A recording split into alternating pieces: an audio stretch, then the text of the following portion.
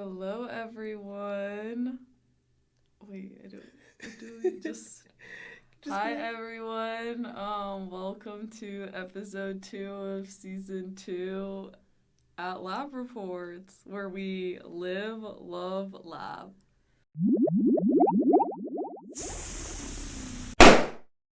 Today, we're taking a different approach. We don't have a topic that we're going to be providing advice on. Instead, we're going to have a bit of a heart-to-heart with you guys. Okay. Sophia does not know what we're talking about because I haven't given her any heads up. I know, it's a surprise, apparently. But I had a shower thought that I wanted to kind of talk through. Okay, yeah, let's hear it. So, the other day when I got in the elevator, I ran into one of my old students and we were catching up and I was like, "Oh, how have academics been going for you?" And she was like, "Oh, actually, I'm on a completely different career path and completely different major and just completely different life journey than What grade is she in?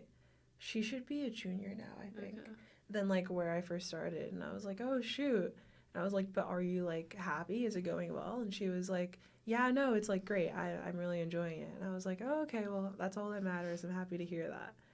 And as I left the elevator and was walking to class, I was thinking about how this is something I hear so many of prior students I was a TA for talk about. So then it got me thinking of, have you ever, I know you've definitely read this, you're a book person. You know the fig tree poem? Yeah. What, did you ever weigh other potential career paths, but as heavily as you did STEM? And if you did, what brought you back to STEM? We've been through some hard times. We've sat on this podcast and talked about sleepless nights and tons of credits and all this stuff. What other paths have you considered, maybe even just as heavily as STEM, and what brought you back here? Why are we sitting here right now on this podcast giving people advice? Oh my gosh. Do you have an answer? I mean, I think I know that you... I don't know. I think I know your answer. What do you think my answer is? Philosophy? Or art? Yeah. Yeah, that's what it is. Art. Yeah. Right? Yeah.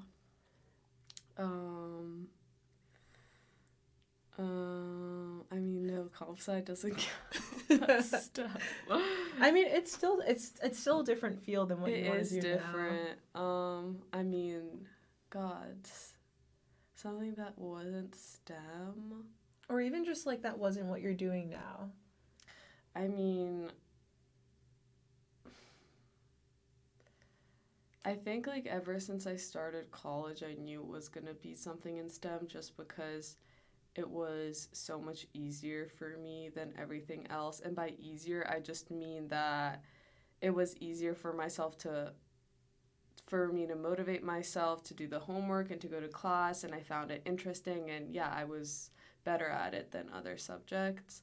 I think originally I thought I would go down or more of the math and comp sci route because I've always been better at math, and yeah, comp sci was at the beginning a little I was oh, I got the hang of this, and so I thought I could do that. But then when I actually put it into practice and did research that really heavily relied on data analysis and very different types of data analysis, I realized that I really don't want to be sitting in front of... First of all, it's just very difficult for me. The step from intro to computer science to actually doing data analysis, yeah, that was very difficult. And I realized that I just loved chemistry honestly so much more. So then I kind of was okay, then I'll definitely do something with chemistry. And then I think I just had more of those moments more recently, this year after we took our feminism class, because I got really into it and I realized that I'm much more of a feminist than I ever thought myself to be. And I kind of got what, as cliche or cringy as it sounds, but during that class, I think I got one of those, ugh, like, I should be doing more for, like, women and all this stuff. And I mean, also after I got Claire Booth loose, too, like, I was like, ugh, like, maybe I shouldn't go into STEM and, like, do something that gives women, like, more, or just, I don't know, like, what am I looking for? Like empowers? Like empowers, but yeah, like more like, I guess, like social work isn't the right word, but I had a little bit of a moment where I was like, should I be doing something that's more for the greater good? And like humanitarian. Exactly, exactly. And the greater good being women. But yeah, no, not really. I always kind of thought I would be in STEM. But what about you? No, I think at the end of the day, it was always gonna be STEM for me. And like there'd be little things where like I'd explore it. Like I did my little internship in like production before I came to college. I remember. And then like here and there I'd do little art things. But I think it's a similar journey to you where it's like I always knew I wanted to do STEM, but then like senior year we're taking like all these art classes now. Yeah. And I'll be here like drawing in my room and I'm like, wow, I'm really enjoying this. You know, and like you're really good too. And honestly, like I can't lie, like after taking my painting class last semester, like I'm like, god damn, you know, I've got a lot of natural talent in art. I'm not amazing. I'm getting a lot better. You're pretty damn good, bro. But I was like very taken aback, like, oh, and today Annika was like my roommate. She was like, I want to have, like, we should throw an exhibition. Like, I want to have That's what Liv and I want to do, too. We were going to host, we should all just do an art show. Wait, that'd be so fun. Yes, because... like, just collect everything we've drawn over time, and then, like, maybe we can find, like, a room. Well, also, it doesn't even have to be, like, paintings or that type of art, because, you know, Olivia does photography, and Annika does, like, her own thing. So no, we could just have, like, a general art show. We can have, like, drinks and refreshments. Yeah, but, like, then it can't be at Fordham. No, you're right. But I think I'm sure we could find something. Yeah. I'm game. I think it'd just be fun. Yeah, no, let's do it. Oh my god, awesome. But yeah, it's like it's similar to that where it's like I'll be drawing and then like it seems like it's something that just comes very naturally to me, which like I'm not gonna act like this is a surprise. I've always been like a very like artistically inclined person.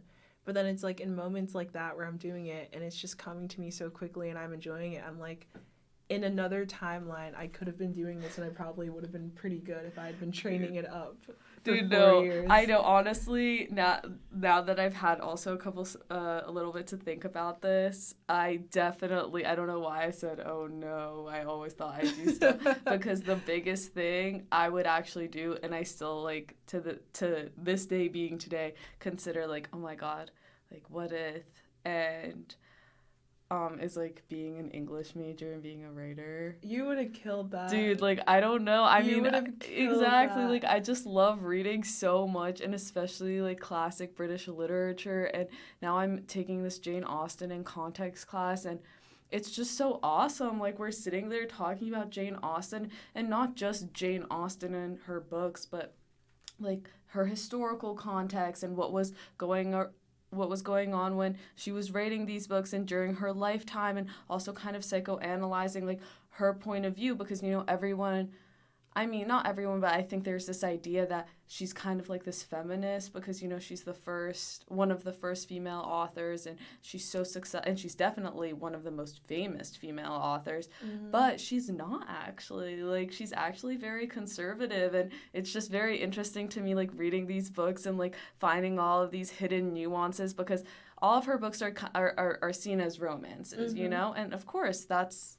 a big part of it, but that is probably like 20%, you know, or even less. Like there's so much more to dissect in those books. And yeah, I mean, I love reading, and I also I like to write, but what I think about a lot is throughout my career in STEM, I want to find times where I can still engage in those activities, and I don't just mean like oh, in my free time or something, but like I want to actively like engage in these hobbies. Like I want to be a part of a book club or something, like, and I'm going to force myself wherever I am to like figure out ways that I can have those outlets. And also, yeah, I do, a goal of mine along with being in STEM is to publish something before I die. Like whether it's a memoir or poems. I don't write poetry and I don't really like poetry, but like But maybe I will discover my love for it. Mm-hmm. Or short stories. I mean, I would really love to write a novel, That'd like be awesome. a fiction novel, but I don't know. We'll see. That's still like my goal. I'm still gonna. And even if no one reads it like that, I don't care. Like I just want to like write something and be proud of it and try and publish it. No, I think that's like a very like healthy and like a very good thing to strive for. Like I was talking to my roommate about, because she had gone to this like festival thing and she met a bunch of these people. It was like an art festival, and like they were like engineers there and like people in all these different walks of life. But they were talking and they were like, it's funny because as many things as you like do, the like topic of this conversation was like art and stuff. They were like, as many different career paths as you go into, you'll always be an artist. Like it'll always come back to you. You'll always go back to it. It'll always like find its way back into things you do. And I think that applies to like anything you're really passionate about, where it's like we can both become like hardcore STEM people, but like the things that we really enjoy, like reading and writing and art, will always just find their way back in. And so then I guess like the biggest thing of this conversation is that you can have both. Like, there's no need to sacrifice. I know, and I feel like so many people are just such Debbie Down, and I am a Debbie Downer about it at the end of the day. Like, I'm sitting here being so positive about it, but me and my roommate were having a conversation literally a week ago where she was like, I'm realizing that growing up is kind of like sacrificing all of those little things that make you happy and kind of, keep you grounded, because we had just finished chair yoga and we were like talking about, and she was just saying how she's scared that when she graduates or in the future she's just not gonna have any time for creative outlets. And I was like, you're not. And I was like, yeah, you're not. Like that's why it's depressing to grow up. But I actually don't believe that. I think I was just in a bad mood when we were having that conversation.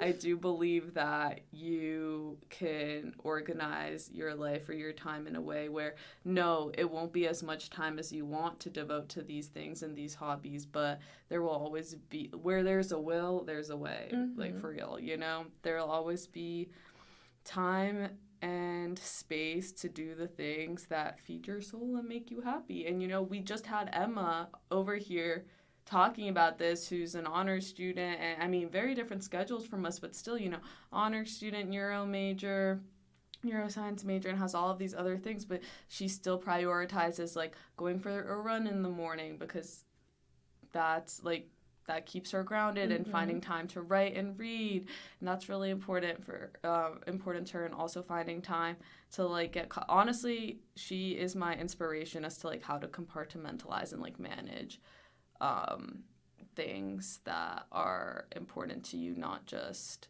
in furthering your career, but also in helping you feel better and feel good. So yeah, no, I completely agree. If it's important enough, you can definitely make time for it. And even then, it's like if you don't have time, there's always ways for you to like incorporate it into what you're doing so that you're still enriching the parts of yourself that exactly like you said, you can, if you like writing but you want to go into STEM, you can combine the two. You can write like some kind of like medical book, or you can write like, I don't know, there's always going to be a way that you can incorporate the things you like into the things that you're doing. There doesn't have to be a sacrifice. Exactly. And I also think it's just important to find those like the times that we don't even think about, like going, like sitting on the subway, I mean, I think it's kind of a no-brainer to like go put some music on and sit there, and yeah, that's what I'll usually do. But then I started taking that time to read, and instead of like waking up earlier, like 30 minutes earlier to like get my 30 minutes of that's also something I've been doing, is like reading at least a couple pages every day when I wake up and every day when I go to sleep. and that contributes to like my no phone before bed, so no screens before bed, or no phone. I'll watch TV before bed. But yeah, and instead of waking up earlier, I'll like take my subway time to read. And like if you have a commute and you're driving, like listen to something that's interesting or educational, or listen to a book or a podcast or whatever it is. Like just find those times where you don't think like you have the time to do something, but you do, like you can figure it out. Absolutely.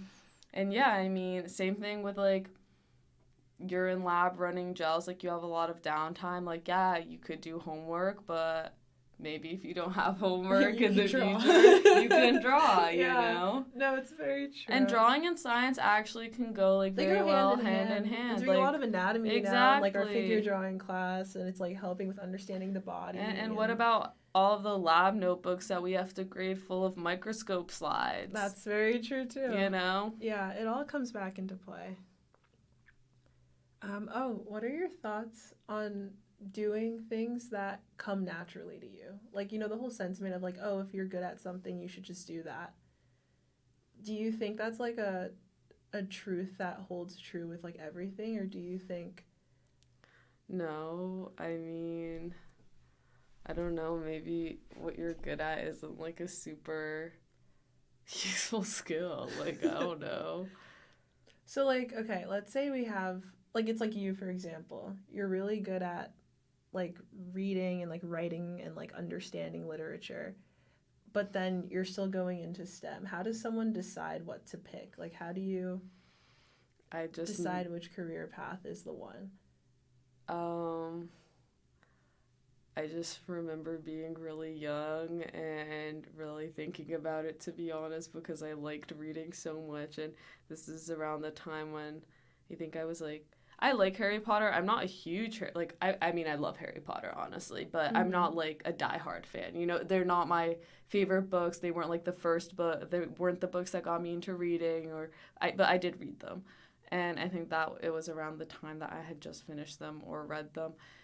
And I was like, damn, like out of all of these books I read, only J.K. Rowling has enough money to like actually have a life and support or she's the only one that's actually like known, you know what I mean? And I was like, well, I can't make a career out of this, so it'll forever be a hobby. I don't know, I just knew that from very young, you know what I mean? It's like I loved it so much, but it wasn't worth it for me to struggle, like, cause like, God, that's a cutthroat. I mean, I don't want to be a journalist. Like, I don't love reading and writing so much that I want to go into that. I would have wanted to do something like related to it. Like either I wanted to be a writer and write my own books, or nothing at all. I see. So that's kind of why I was like, well, then I'll find something else. So it was like the practicality of it, I guess. That makes sense. But yeah, what about you? It was similar. Like when I did my internship and I saw that like everyone was either still like living with their parents or going back to school to get another degree, that was really discouraging. But then I guess also another part of it was like at the end of the day, like as much as I love like art and like stuff like that and I really enjoy it, I would not feel fulfilled if I wasn't making an impact in the way I know I can if I do STEM. That is the big point as well, and I fully relate to that. And also, I mean, it's different with art and with English. Like, you can obviously continue, or reading or writing, you can obviously continue to create, and within both fields, there will be continuous, like, creation and growth and creativity, of course, but it's not like innovation, you know? And that's what I love about STEM so much, and what's so exciting for me going forward is, like, you really don't know what the next thing will be and what the next big discovery will be, what the next big treatment plan will be, you just don't know. And it's so exciting to be a part of that. And that's what I'm most excited about. And I'm excited to make an impact, and create something that's gonna hopefully change like a lot of people's lives. Like I want to go into pharmacology and I want to do that.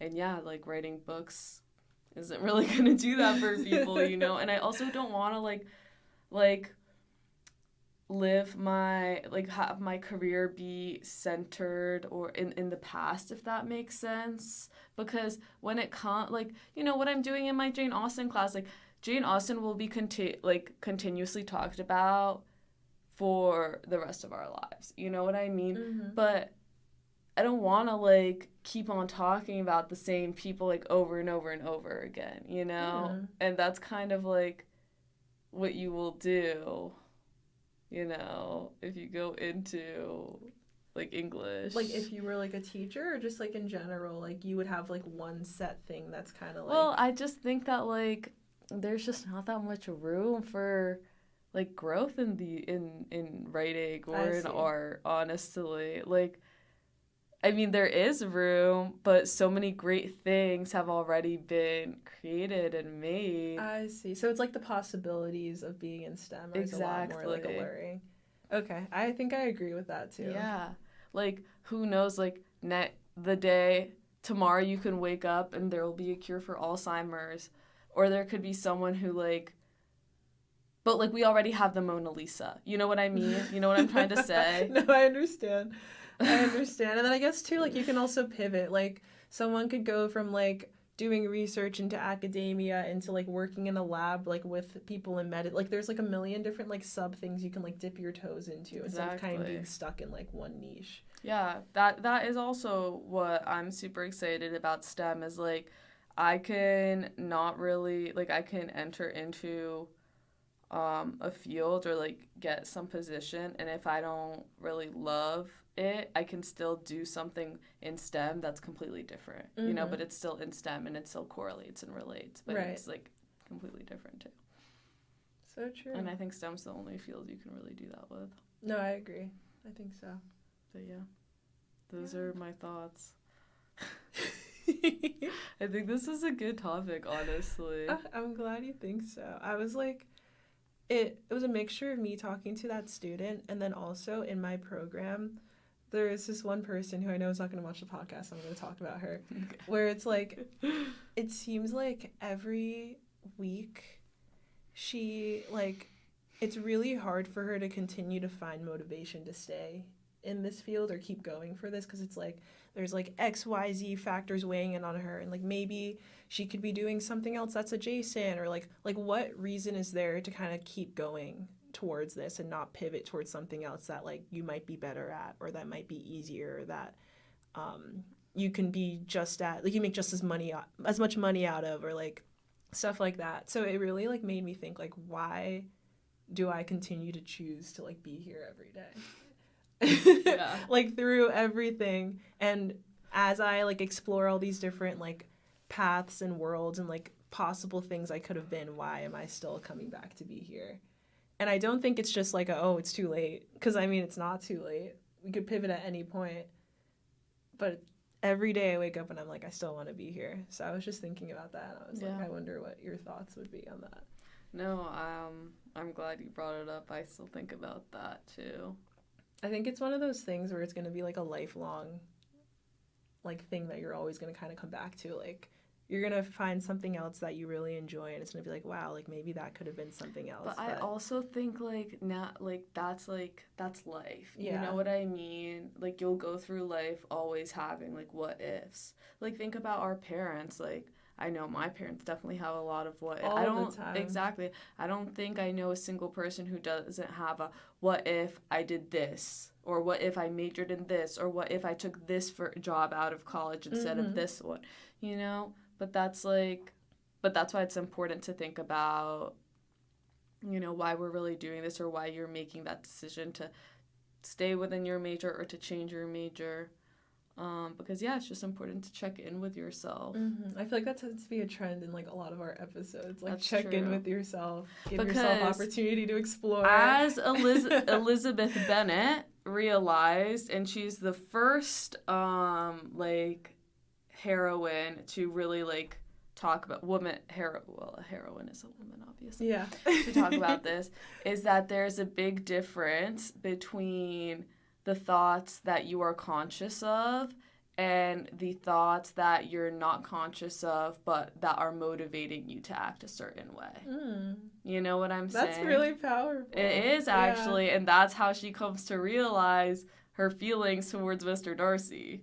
So, sorry, but it's a really big, like, pivotal point of the book, because it's, of course, like, the romance is the entertaining part or whatever, but it is, like, a big philosophical point of the book is that she comes to a point and she's like, till this moment, I didn't know myself, because there are all of these thoughts, like, in the back of our head or in the back of our mind that we're not, like, consciously registering, but they're still, like, motivating us or pushing us to act a certain way or to do something. So it's always important to, like, stop and really, like, reflect on what you're thinking about and what your goals are and what your desires are and what your wants are, which are desires. But yeah. No, that's really well put. And I think that was really important to mention. See? So actually I just also made a great example of how you can incorporate your interests into STEM or into other parts of your life. So true. Yeah. So I also think this episode is really important because Sophia and I were talking after we did the gap year episode about how, like, a lot of times we can, like, kind of get on this podcast and give very, like, easy insights into things because it's like we were very lucky to know, like, what we wanted to do, and it seemed like it was not that it was an easy decision, but it was like there was never as much of, like, a debate or, like, a conflict in figuring that out. So I also think this episode is nice because it shows that, like, even though we're so, like, steadfast in, like, what we want to do, like, everyone deals with the whole debate of, like, the what ifs. Like, even though you may, like, look around you and see people who seem like they, like, know exactly what they're doing and they have a plan and, like, they're so sure of, like, what's going on, it's, like, so human to, like, we're all so, like, multifaceted and we all have so many other interests and stuff, and it's like everyone deals with the possibility of what else there is for them to do. So if you're dealing with that conflict a little bit more than it seems like others are, you're not alone. It's a very human and very common thing that people deal with. And it's just important that you do what Sophia said, which is check in with yourself and really think about what things motivate you and push you to show up and bring you joy, and just stick with those things, and eventually what you're meant to do and what you will find the most fulfillment in will kind of come to fruition. Yeah, and I mean, this is very difficult. STEM is very difficult. Studying science is very difficult. Having a career in science is very difficult, and it's a lot of work and it's a lot of commitment. And even in our 4 years of college, which is really where my STEM career began, we've put in so many hours of work and, you know, sacrificed a lot for it, you know, like we really did, and it was worth it, and I'm happy that I did and that I'm here now, and it taught me a lot. But yeah, you should be sure that this is what you want to do. Absolutely. You know, it's not... And it's hard to switch out of it if you come to this realization, like, later on that, you know, you don't want to do STEM anymore. So it really is important to check in with yourself and to not force yourself if you don't want to, because, yeah, it's brutal. It's brutal out here, to be honest. Yeah.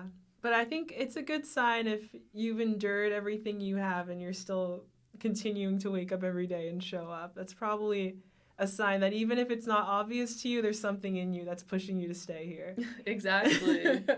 So, yeah, I mean, do you have any other thoughts or questions or things that came to mind while we were talking about this? Not really, honestly. Cool. Oh, yeah. I mean, I did, but this is just for us to talk about after. Okay. That's fine. Let me give a little bit of background on the fig tree, because I know not everyone knows what that is. So the fig tree is a brief poem / excerpt from The Bell Jar, which is a book by Sylvia Plath. And have you read it? I just bought it. I'm gonna read it. I know. You can't even be talking about the fig tree. I saw the poem, the excerpt before I read the book, and I was like, "Oh, this eats. Maybe I should read the book." Because I've heard a lot of mixed opinions on it. People are like, "Oh, it's insufferable," and then I don't some like people it, but some people really love it. And Sylvia Plath is a genius, so you should read it for her. So there you go, book plug. Check it out. Besides the little bit we're gonna tell you, but basically the whole idea is that I'm gonna generalize it to the general public and really simplify it. So you should read it to get the full effect. We all exist within this fig tree, and every fig is a possibility of something that you could have been doing. And it's the whole idea of the possibility of choice is that if you don't pick one, eventually they're all just gonna shrivel up and die, and all the opportunities miss you. And it really blew up and accelerated all over the internet, and especially amongst our generation, because a lot of people were relating with the idea of choice, how many possibilities there are in life, how to pick one and be sure that it's the right choice. So that was another one of the inspirations for the conversation today. I think you can't say accelerated within our generation, though. Yeah, that's true. I'm just so anal about true. these things. It's a very subgroup of people who it accelerated within. No, but I just mean that it's been a thing for a while. Oh, that's true. That's what I mean. I guess with the plight of TikTok and all that shit. Yeah, really, but blew think up. about it. Did it blow? Think about the people who it blew up for before TikTok was a thing. That's true. That's true. Yeah. Okay. Well, then it's just it had already a really big impact, and then TikTok became a thing, and it had a bigger impact. Yeah. Or no, it had a big impact in a different way, but not to lessen its impact. Yeah. Before. No. You're right. So it was I don't even know how to phrase it then. Revitalized as a conversation in the mainstream. Yeah, in mainstream media. Yeah. Yeah. So that's the background. Okay, well then I guess we can close out. I don't even know how to close this episode out. Hopefully, if you guys are currently battling with all of the possibilities of what you could be doing, if you're struggling to find a why to stay in this path, if you're already in this path and every once in a while you're just reflecting on all of the things that you could have been, just know that it's a very human thing. But once again, to really hit the nail on the head and bring it all home, as long as you check in with yourself and you recognize those deeper things within you that keep you showing up every day, you can trust that whatever path you're on is probably the best path and the right path for you. Yeah. Beautiful words. Oh, thank you. Hopefully we'll have an interview coming to you guys next week. You keep saying that. Yes, okay. It's not an empty promise. If we don't get an interview, by next week, you guys can leave hate comments for me and say Talia's a liar. We already got some people shouting us out with our signs in public. Exactly. So keep that up. Yes. Well, shout out Dr. Flores. Yes, absolutely. One of our number one fans. So with that, keep tuning in, share with your friends, like and subscribe. Let us know if you have any topics you want to hear us talk about. And with that, we will see you guys next week. Bye.